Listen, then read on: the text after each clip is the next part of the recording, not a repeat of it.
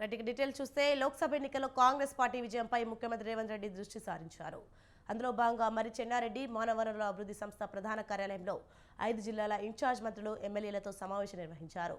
ఖమ్మం, వరంగల్, కరీంనగర్, నల్గొండ, రంగారెడ్డి జిల్లాల నేతలతో సమావేశం నిర్వహించిన సీఎం రాబోయే పార్లమెంట్ ఎన్నికల్లో పార్టీ గెలుపు కృషి చేయాలని పిలుపునిచ్చారు.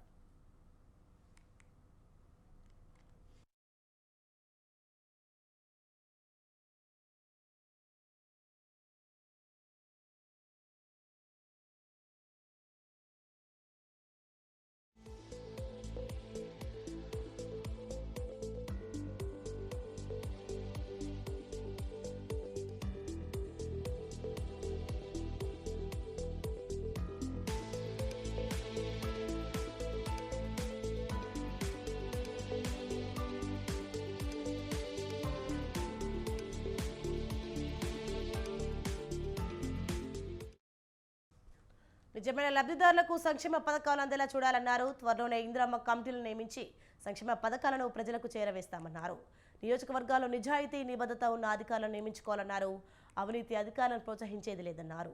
అధికారులు, పోలీసుల బదిలీల్లో ఫైరవీలకు తావు ఉండకూడదన్నారు.